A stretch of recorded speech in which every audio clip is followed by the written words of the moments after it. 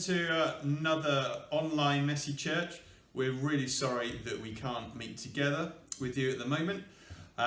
We did try. Thank you to everyone who sent back surveys, really kind of you. Lots of you are interested in meeting together for Messy Church, which we will try and do, but of course we're now in another lockdown, so can't do it for the time being. So we're doing it online for you again today. We'll keep you posted about what we can do for the future. Okay, but hopefully you'll be able to enjoy this film and the bags that you should have had on your doorstep. So in your bags you will have some activities that you can do. But first of all, we're going to start off with a couple of challenges. Now, in your October Messy Church bag, you had some orange ping pong balls. Now, if you've still got them, we've got a challenge for you that you can do with them. So Ben's going to come and help us with that now. So the challenge this time with your ping pong balls is to have them in one bowl and using only a spoon and with your hands behind your back. Why not this spoon? You need to try and see how many balls you can transfer from one bowl to the other bowl in 1 minute. So we're going to just do it for 30 seconds, just to show you what it's like, but you can do it for longer than that and see who can get the most balls across into the other bowl. So you've got to put your hands behind your back, Ben. Okay. Spoon in your mouth. Ready, get set, go. Oh, he's quite good. Okay, you got first one. Well done. 1, 2. I think he's had a bit of practice. He's been practicing. Maybe the distance between your bowls needs to be bigger. 3. Right, 10 seconds left. 8, 7, 6, 5. Got one more. 4, One more. 3, 2, 1. Wow, Well okay. done. 5 in 30 I seconds. have one left. That's pretty good. That's Maybe very you good. want to make your distance between your two bowls bigger. Maybe use a different size spoon. I don't know. Try and make it harder anyway. Well done, Ben. Thank you. Okay, your next challenge, all you need for this one is just an ordinary piece of plain paper. And your challenge is to cut a hole in your paper large enough to walk through. Do you think you can do that, Pete? Do you want me to try on that one? No, I don't reckon you can do it. Your shoulders are too wide. I'm not sure I could fit Look. through. Even the that width bit of of the paper. paper couldn't get it through. Ben? Looks like it's too big. Right, now I'm going to show you how to do it.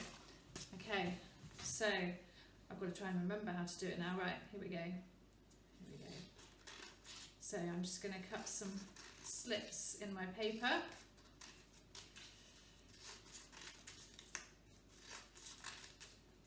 It seems like an impossible task, doesn't it? To cut a piece of paper that I could get over me or get over Pete. But we'll give it a go. And there's something in our story today that seems a little bit impossible. We'll have to wait and see till we get onto the story for that. Can I cut any quicker?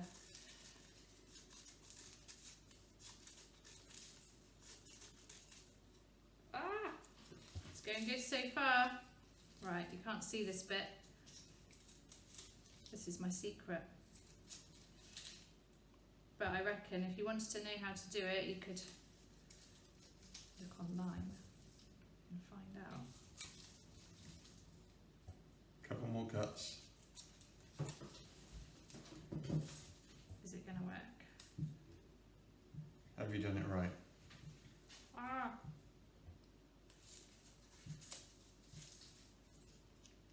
Such feel. Nearly there. Okay. Okay. The moment of truth. Ooh.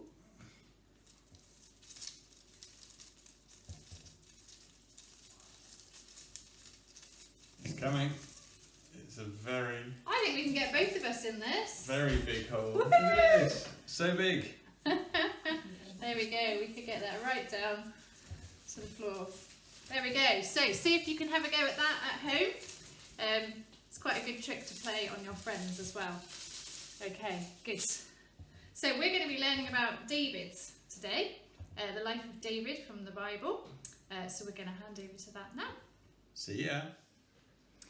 A long time ago, about 3,000 years ago, in the country of Israel, in the little town of Bethlehem, in a house in the country, lived a man called Jesse and his wife.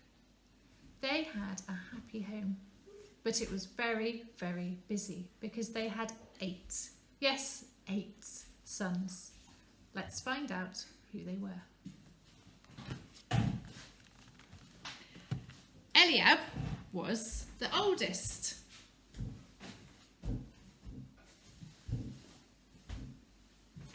Next was Abinadab.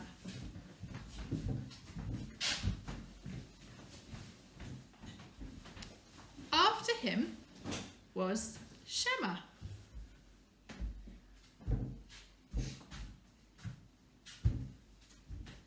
Then came number 4.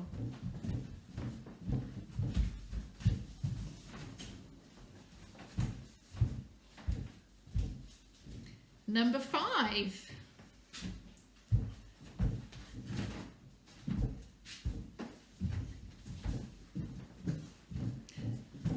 Then number 6.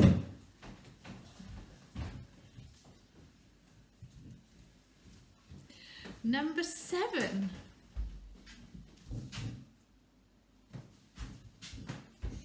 And last but not least was David, the youngest boy. Didn't some of them look really similar? David was a shepherd and looked after all the sheep.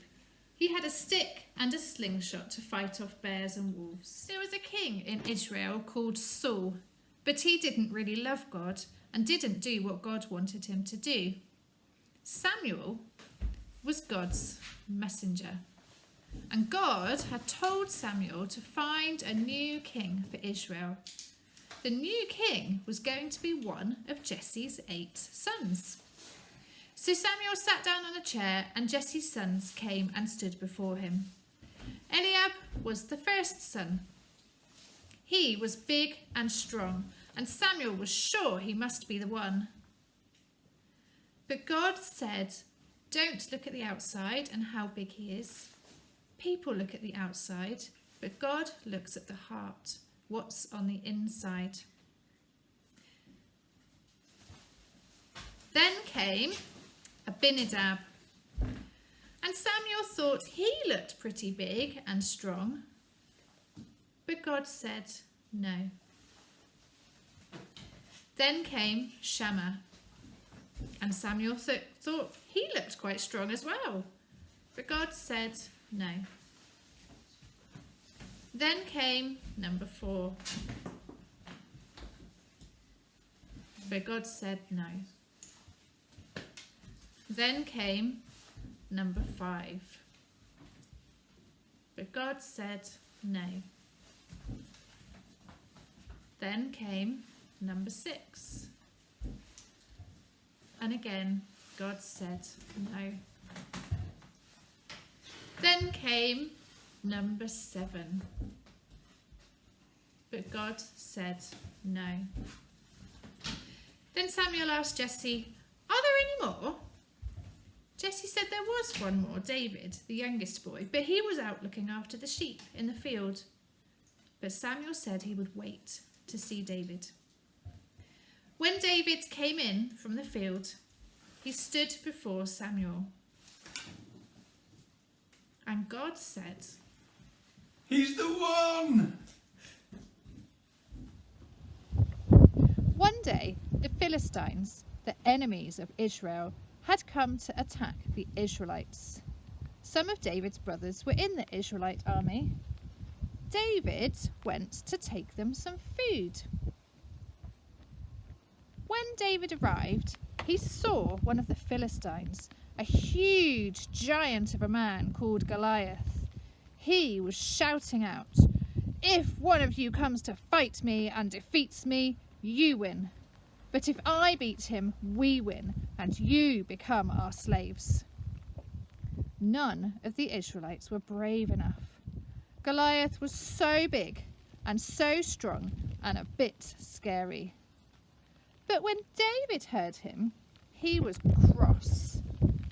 Who does Goliath think he is to say that he is stronger than God, who is on our side? So David agreed to fight Goliath to prove that God was on his side. David only had a slingshot and a stick with him. He went down to the stream and he collected 5 small stones. He walked towards Goliath. Goliath was so confident that he laughed at David. "Do you think that I am a dog, that you have come to fight me with a stick?" But David knew that God was in control and could win the battle for him. He said, "You are fighting with a sword and a spear, but I come with God on my side, and I know he will help me defeat you." Goliath charged towards David, who took one of his stones and fired the slingshot at Goliath. The stone whizzed through the air and hit Goliath in the centre of his head. Goliath fell down dead. God had helped David to win. After defeating Goliath, David became really famous and won lots of battles. But King Saul was jealous, and he became more and more angry with David, until one day Saul threw a spear at David and tried to kill him. David had to run away, and for a long time Saul chased David, and David even had to leave the country. Eventually, many years after God chose David to be king, after he defeated Goliath, and after running away from Saul, David actually became the king of Israel. King David was an amazing soldier, but he also loved to write songs to God to say thank you to God for all the amazing things he had done for him. David had quite an eventful and varied life, didn't he? He started off as the youngest boy of 8, minding his own business, looking after the sheep in the field, when God chooses him to be the next king. Now, of all the kings in the Bible, David was a pretty good one of the best. But he wasn't perfect, and he did make lots of mistakes. But God promised David that one day there would be a perfect, forever king that would come from his family. And this king would defeat even bigger giants than Goliath. And he would be found in a little town of Bethlehem. Now, can you guess who he is? Well, I've heard that phrase before. David was born in the little town of Bethlehem, wasn't he? David was born in the little town of Bethlehem. Well, this king was found in a stable in a manger. Who was it? King Jesus. It was Jesus. So King Jesus was born. He was in David's family, and he was God's forever king. And we'll learn more about Jesus in December, of course, when Messy Church becomes all Christmassy. Oh. And as with November, we'll let you know what our plans are by email or on our Facebook page. But before we go, in your bag, you will hopefully have all the ingredients that you need to make these yummy crown biscuits. So all the ingredients and the instructions are there to make those and to ice those, and you can decorate them with whatever you've got. These are just bits that I found in my cupboard, so they are really, really yummy. And you can also make these catapults, which work really well. So we've just got some scraps of paper here that you can use, and you can Screwed up paper, and they fire. See if I can get it to work. Whee! I'm not sure where that went, but they do go a long way. Look, what's this? Fire at the camera. Whee! Yeah, so they're really good and really, really easy to make. So I hope you enjoy making those. And there's a really great song by Nick and Becky Drake called Slingshot, which is all about David when he fought Goliath. So there should be a link to that song down below underneath this video, so have a listen, and I'll put it on the Facebook page too, so you can have a listen to that and enjoy that, and it really does get stuck in your head. I've had it in my head all week. So enjoy all the crafts and the goodies in your bag, and please do stay safe, and we'll see you soon. Bye. Bye.